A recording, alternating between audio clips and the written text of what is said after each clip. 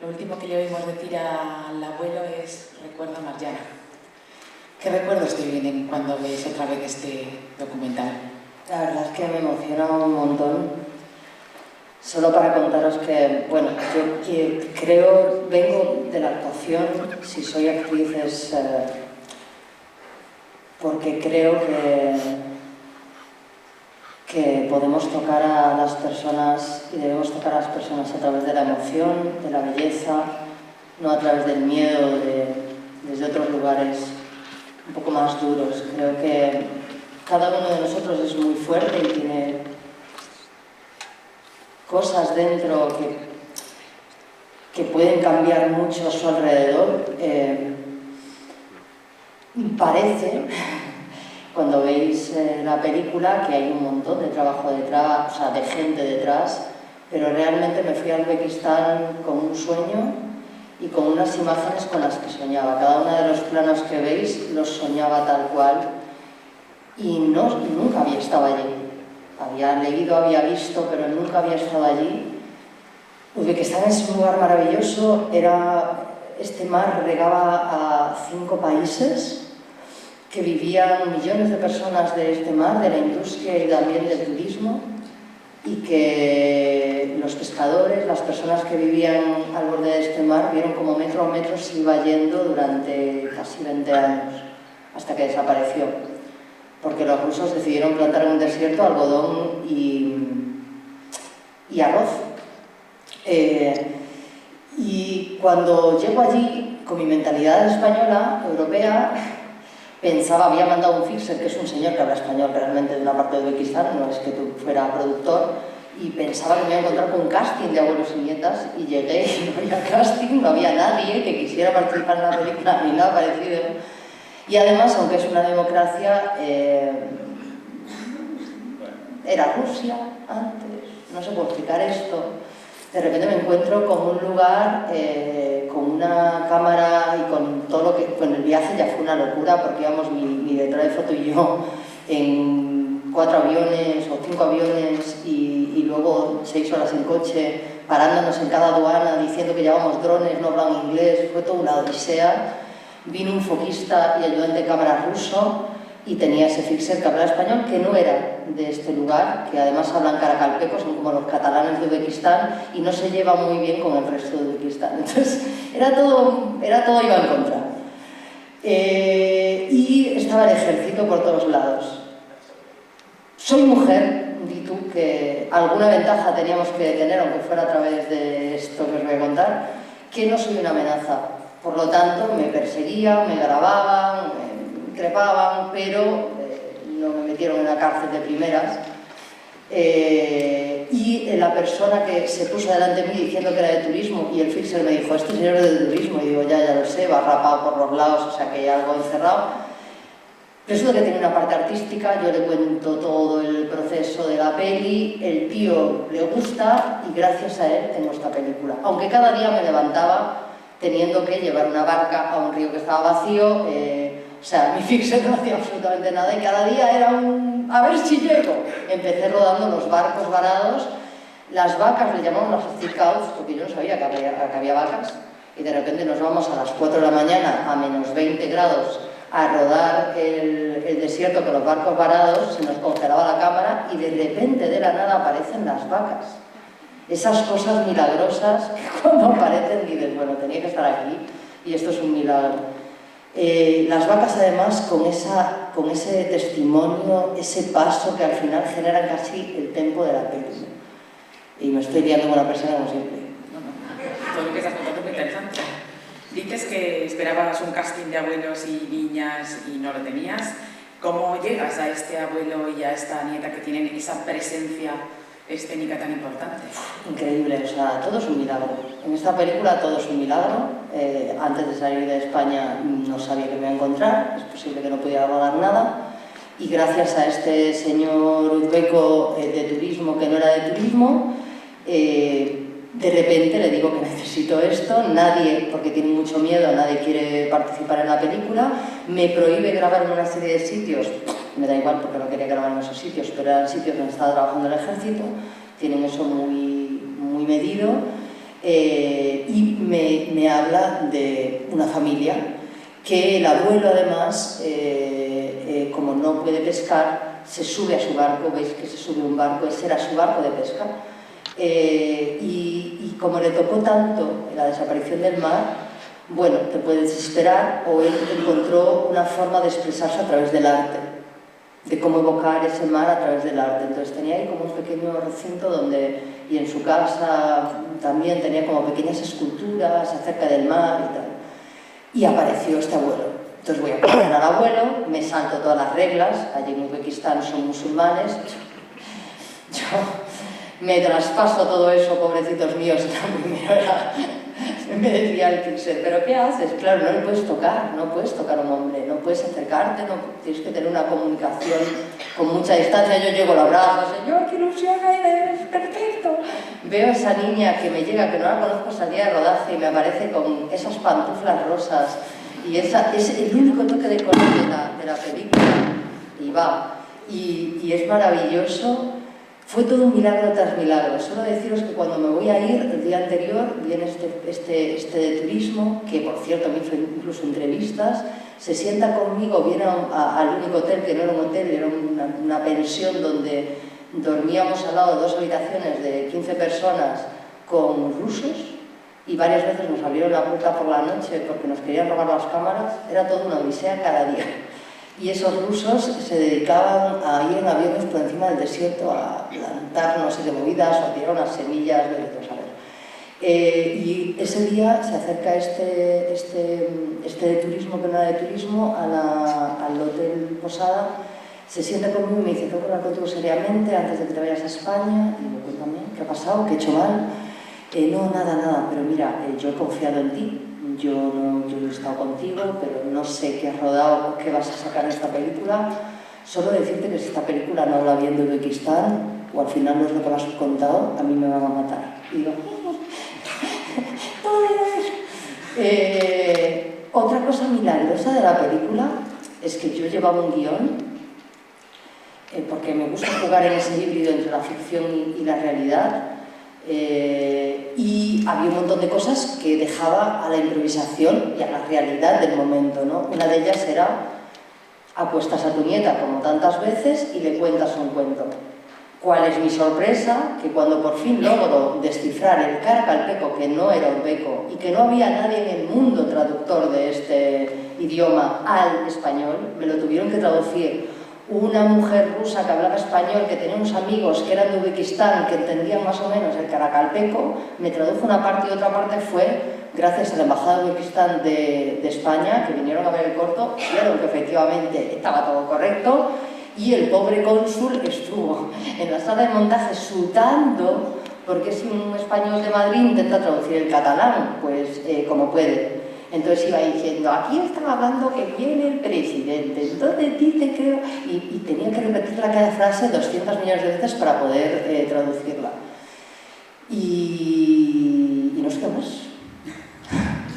Decías hace un momento que tenías el guión bastante marcado ya en la cabeza, que incluso soñabas con algunos de los... Soñaba con todos los planos, te lo juro. Pero supongo que una vez que llegas allí, aparte de todas las dificultades de las que estás hablando, ¿cambia algo? ¿Hay algo que...? Lo más increíble, te lo juro, mira que me decían: vete allí a sentir lo que encuentres, no sé qué.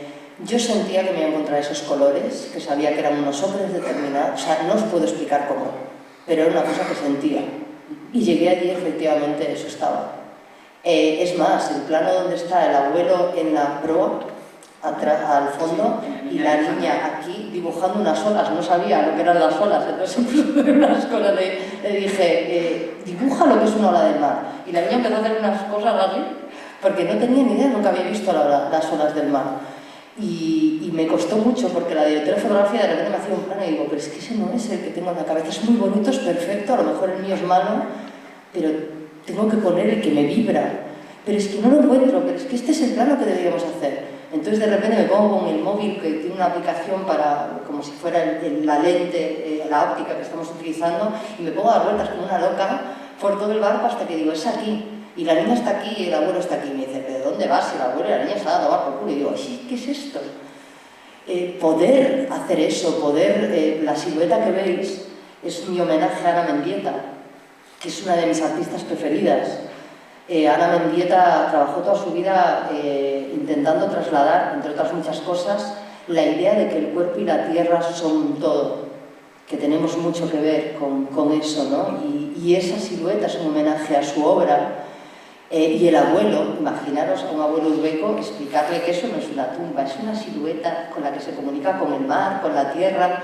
El abuelo entró al momento. De hecho, ese poema es un poema que hice yo y que le tocó tanto cuando lo leyó que lo pasó todavía un idioma más ancestral, muy propio digamos, su idioma materno, que todavía, menos mal que yo lo tenía escrito, porque todavía era más difícil de traducir, ¿no? Pero ese abuelo entró totalmente, y esa niña también. Tuve mucha suerte y fue un milagro tras milagro. Y de hecho es eso, cada improvisación, pues yo tenía las frases de que la niña, ¿qué quieres preguntarle al abuelo sobre el mar? Que tenía la frase clave de pasar luego a la parte onírica de cómo huele el mar, ¿no? Pero todo lo que cuenta el abuelo, de repente, no sabes lo que está diciendo hasta que lo traduces. Y cuando lo traduces, de repente va a favor de la película, no en contra. Eso fue maravilloso. Esa imagen en la que hablas, de la silueta, que es muy impactante cuando la ves ahí tumbado, sí que es verdad que al principio piensas en una tumba, ¿no? Y que también es muy impactante cómo se resuelve después, cuando la niña se tumba también encima de él, y es un poco esa historia que continúa, ¿no? Esa nueva generación que también tendrá que tener esa relación con la tierra de la que él está hablando. Está cargada toda la película de imágenes impactantes, las vacas de las que hablabas hace un momento, que fueron un milagro que aparecieran allí, pero que un ser con tanto peso y tan terrestre que camine por encima de lo que antes era mar, también es muy impactante. Quería también preguntarte, ¿podrías haber elegido otro modo de contar esta historia? ¿Podría haber sido más explicativa? Sin embargo, te la has llevado a la experiencia, a lo sensorial. Hay mucha sinestesia. Cuando la niña pregunta, por ejemplo, ¿a qué huele el mar? Ella no lo sabe porque no conoce el mar, pero nosotros lo estamos oliendo. Porque se oye el mar y se ve la arena. O sea, la sal, que no es una sal, ya me contabas antes. Sí, es sal de pesticida. De las plantaciones que los rusos hicieron en ese desierto que está justo por encima. Para el algodón, como hablábamos a la hora de comer, se necesitan muchísimos pesticidas, entonces todos esos pesticidas se filtraron a la tierra y también volaron. Entonces, de hecho, es el lugar con más cáncer de esófago y de garganta que hay del mundo, porque además ese mar al desaparecer, que cuidado, eran 68.000 kilómetros cuadrados de mar. Estamos hablando, veis las imágenes de la NASA y no dais crédito. Y desapareció ya hace un rato, en el 2009 terminó de desaparecer. Y todo es un desierto contaminado. De esa sal, eso que parece coral, es sal con pesticidas. Y esos pesticidas, claro, al no haber mar, era el termorregulador de toda esa zona, es decir, de la zona que queda entre Europa y Asia. Entonces, el mar se evaporaba, creaba nubes, las nubes llovían, era un lugar allí, en Muinak, donde vivían del mar y donde plantaban sus lechugas, su verdura. Bueno, ahora mismo no llueve. En invierno hace menos 20, menos 30, menos 40 grados, en verano hace más 50. Esto es la realidad de esa población que tiene que vivir desde hace años. Y no se come. O sea, lo que veis encima de la mesa, que parece que tiene muchísima comida, es una cosa súper random. O sea, los 10 días de estar rodando allí, mi equipo se rebeló. Y me dijeron que nos íbamos para Tashkent, que querían comer bien, porque llevábamos días comiendo zanahoria encurtida en botes, pues lo que comía yo, pan, la carne no la podías probar. Esas vacas, como veis, están muy delgadas, yo no entiendo, pero salían de la aldea de Muinak y entraban solas al desierto, a veces iban acompañadas, pero entraban solas a comer quién sabe Dios qué, porque no había plantas, eran unos cañotos, no sé cómo se dice en español, unos arbustos que pinchaban, que no tenían hojas. Decías, pero ¿qué coño comen? De hecho, la leche no se podía beber de esas vacas porque era muy agria, efectivamente, porque no tenían una dieta equilibrada. Pero a la vez eran muy interesantes. O sea, continuamente yo tengo fotos por el pueblo que las vacas estaban así, Entonces venían, se ponían delante de ti así y tú decías, hola. No, era muy interesante, le llamamos eso, las still cows, las vacas en pause, ¿no? Que se movían cuando les daba la gana y pobre de ti, claro, al momento que ves vacas dices, uy, pues ahora quiero que me pase una vaca por aquí. Y se ponían a correr 5 y la vaca te decía que te peines, porque la vaca hacía lo que fuera para seguir su camino en el momento que ella quisiera. Otra cosa que también me parece muy interesante del cortometraje, si uno no lee la sinopsis y a lo mejor no está demasiado informado, en ningún momento dices dónde está sucediendo esta historia. Hombre, sabemos por los rasgos que situamos más o menos, pero no hablas concretamente del mar de Aral. Sí, había un texto al principio del primer montaje, que había puesto un texto, lo que os he contado al principio, explicativo, pero poco después sentí que esto no es para explicar, esto es que cada una de las personas que está en el cine o en su casa viendo esta película reaccione y sienta lo que quiera sentir y piense lo que quiera pensar según su propia experiencia. ¿Por qué te voy a marcar algo si al final es una película efectivamente sensorial, poética, llena de metáforas, que efectivamente está abierta a lo que cada uno sienta? Y todo y cada una de las experiencias de cada una de las personas del público es excelente y es buena y de hecho aporta un montón. Sí, es de sacar de lo particular, que a lo universal podría ser cualquier otro lugar con una tragedia similar.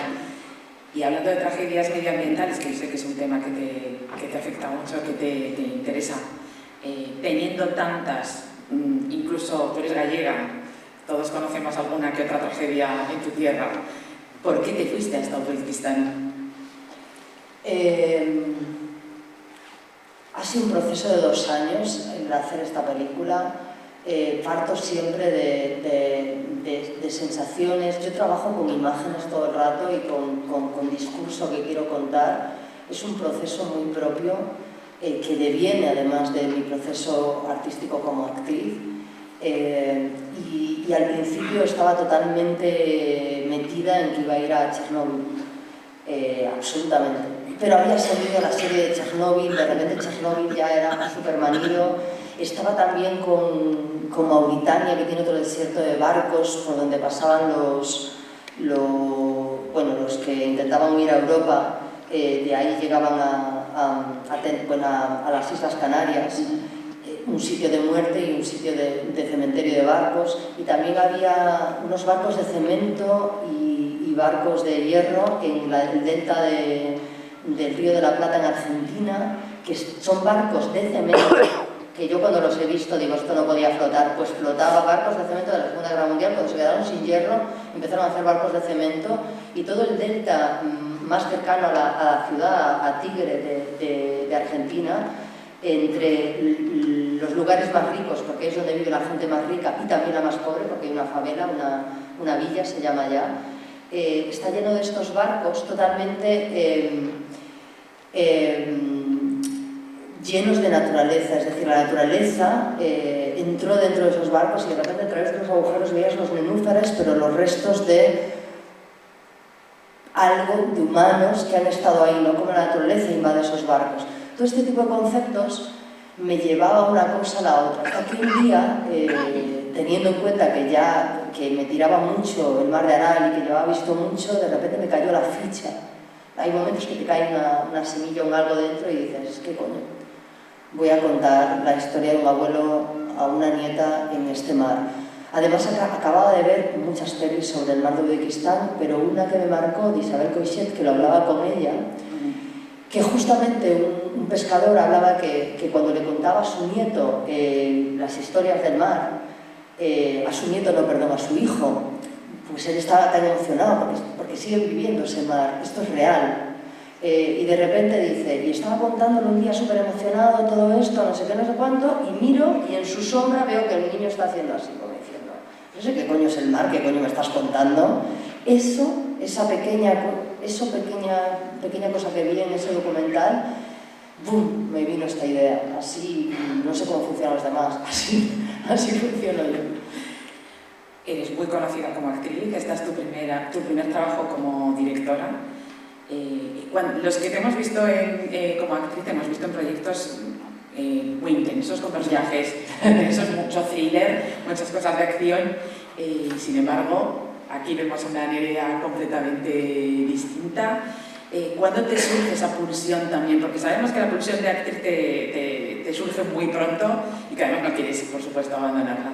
¿Cuándo te surge esa pulsión de ser tú la que cuente las historias? Ya cuando empecé y cuando estudiaba como actriz, estuve durante muchos años, bueno, soy enfermera, también por mi padre, porque quisiera medicina, y yo le decía, papá, he hecho mi primera peli que yo soñando por intentar hacer algo, porque nadie en mi familia tenía que ver con esto, y cuando sientes que eres actriz, es la cosa más rara que te puede pasar, cuando nadie de tu familia tiene que ver con el teatro ni con absolutamente nada, ¿no? Entonces, siempre soñaba que un director me iba a descubrir, y efectivamente pasó a los 13 años, me llegó mi primera película y ahí soy capaz por primera vez, porque nunca se lo había dicho a nadie, lo llevaba totalmente en secreto, me hacía todas las obras, mi primera obra de teatro a la vez que fui actriz fue de Virgen María, tenía 6 años, el público pensaba que tenía un niño de verdad, y me sabía el resto de todos los pastorcillos y el San José, y por fin a los 13 años pude comunicar a todo el mundo que yo quería ser actriz, porque los gallegos, pues yo por lo menos tenía un buen látigo de quién eres tú, no eres suficientemente guapa, no eres suficientemente no sé qué, no eres suficiente, ¿no? Y de repente hago mi primera peli y ya puedo decir cuál es mi sueño y ir a muerte. Y mi padre me dice que haga medicina, que es lo que él había querido hacer, y yo le digo, medicina 6 años más de mí, ni de coña, te hago enfermería si quieres, venga, no sé lo que es, pues tiramos. Hice enfermería y me especialicé luego en cuidados intensivos y neonatos, mientras que estudiaba también danza y arte dramático, que era lo que quería hacer. Y estuve trabajando mucho en teatro durante esos años y tuve de hecho 2 compañías de teatro donde trabajaba todos estos conceptos. Mi forma de llevar lo que sentía por dentro a otra forma, pues en este caso en el teatro. Y de hecho la última obra que hice, que era con el Centro Dramático de Portugal, Nacional, de repente estaba haciendo la Odisseia de Electra y tenía solo vídeos. Mi momento de Electra era una contemporanización de la Odisseia y mi momento de Electra eran todos los vídeos que había rodado, más yo tocando la batería en escena y diciendo unos textos. Ya había algo que te venía ahí, ¿no? Y hace ya años mi expareja Hernán Zin, que es ex reportero de guerra y director de documentales, empecé a trabajar con él, hicimos juntos, terminamos juntos Dying to Tell, Morir para contar, que está en Netflix, poniendo siempre a su servicio, ¿no? a lo que él necesitaba y poco a poco empecé a producir, empecé a montar, empecé desde abajo de todo, haciéndolo todo, para entenderlo todo y al final pues dije, pues ahí voy. Lo que acabo de estar en Málaga en desarrollo en Mafiz es La Costa, que es mi ópera prima, mi largometraje, y que cuenta la historia, no me muevo, o sea, todo el rato voy a hablar de memoria, de cambio climático y de transmisión de legado de las personas mayores, que estoy obsesionada. Y son 5 ancianos, ancianas de la costa valenciana y andaluza, que seguramente todos sabéis lo destrozada que es esa costa y lo maravillosa que era, toda llena de humedales, un lugar impresionante y único en la península ibérica que ahora mismo casi no existe, ¿no? Quedan reductos muy pequeños de todo eso. Está todo destruido a un nivel tremendo y son 5 ancianos, ancianas que en su vida han hecho un trabajo tradicional, serán contextualizados al principio de la película en esos trabajos y un detonante que les ocurre hace que comiencen un camino, un viaje, el último viaje, a través de esa costa, a través de ese territorio, reivindicando lo que era ese territorio, recordando lo que era esa tierra, recordándose a sí mismos, englobarán seguramente la memoria de muchas personas de esa costa y les acompañarán unos animales, que son 5 animales, uno para cada anciano, en peligro de extinción, ibéricos. Y al principio no sabrá muy bien el espectador que pinta un lobo en el medio venidor, buscando ahí esa tierra prometida que nunca encuentra, buscando qué comer, pero que poco a poco, a medida que pase la peli, te darás cuenta de que esos animales son como los alter egos de esos ancianos, esta idea ancestral de que a cada ser humano le pertenece un animal, ¿no? Y habrá, y comenzará en el cuarto primero de la película, empezará una comunicación primero muy sutil a través de los sueños con unos ancianos que sí tienen el lugar correcto en su sociedad, que son los ancianos sabios y ancianas del Amazonas, de las tribus no industrializadas, que sí están en su lugar de sabios de la población. Esa gente está colocada en un lugar de poder en esos pueblos. Y esos ancianos irán mucho más atrás, trasladándonos esa memoria ancestral de la tierra, del poder de la tierra, de todo esto que debemos un poco integrar como seres humanos para no perdernos. Siempre digo, ¿no?, que caminamos a toda velocidad por nuestra vida sin pararnos, porque no nos dejan pararnos, y empezamos a sufrir enfermedades como la ansiedad o el estrés, que para mí no son más que síntomas de una pérdida, de esa pérdida de memorias, porque la realidad no está entre el ladrillo o el asfalto o el cemento. La realidad está en esa planta estoica que crece entre las grietas del asfalto. No sé si alguna vez os habéis fijado el poder de la naturaleza, que tienes una pared de hormigón y en el medio te sale una planta. Esa es para mí un poco la metáfora, ¿no?, de lo más real que estamos perdiendo, y que para mí viene a través del legado de las personas mayores, que mis abuelos me han marcado mucho y me han personas que todavía sienten ese diálogo con la tierra y que lo tienen como algo orgánico. Mi madre, estoy haciendo un trabajo con mi madre también, que se llama Oda Miñanay, que habla también viene a raíz de la muerte de mi padre y de la pérdida de esa memoria que ya no tengo porque se ha ido mi papá, y esa búsqueda de memoria a través de la memoria de mi madre, donde me expongo absolutamente en esa película. Y hay una frase que le pregunto a mi madre, hay un texto, mi madre flipa. Entonces le digo: mamá, nos vamos a plantar entre los tomates y los pimientos, nos vamos a enterrar por los tobillos y vamos a ir cogiendo pimientos y vamos a hacer un trabajo de matanza. Y mi madre: pero estás toda filla, ¿pero qué dices? Y la he plantado entre los pimientos y los tomates. Y hay un texto que decimos en ese momento y yo le digo, os lo digo en gallego pero lo traduzco. Mamá, a ti a terra falache? Sí, claro, filla, e que che di? Ai, non sei, pois, calquera cousa, pois que ten sede ou que ten fame, ou cando teño que plantar os tomates. Mamá, a ti la tierra te habla? Sí, claro, hija, ¿cómo no me va a hablar? ¿Y qué te dice? Pues no sé, cualquier cosa, que tiene sed, que tiene hambre, o cuándo tengo que plantar los tomates. Ese diálogo que nosotros ya no tenemos, ¿no?, y que seguramente mucha gente de aquí que vivís de otra forma, que es otro tipo de vida mucho más apegado a la tierra, sí empezáis a entender. Pero mi madre sale por la puerta y dice: uy, el viento está no sé qué, las nubes no sé, dicen no sé cuánto, y va a llover pasado mañana, y ahora mismo no sé cuánto. Y la presión, y dices: pero señora, váyase usted a dar el tiempo a la región de Galicia, es increíble. Y mucho más conectada con el campo. Tenemos unos micros por ahí, si alguien quiere hacerle alguna deriva, y solo desearte mucha suerte con tus siguientes proyectos, que seguro todos estaremos esperando ver, probablemente aquí también en Espiello. Así que muchísimas gracias a todos, de verdad que me hace muchísima ilusión. Gracias por quedaros a esto, por escucharnos, y gracias de verdad al festival y a todas las autoridades por conseguir algo tan maravilloso como es acercar el cine a la gente. De verdad, gracias. Y gracias por traerme a esta tierra tan bella.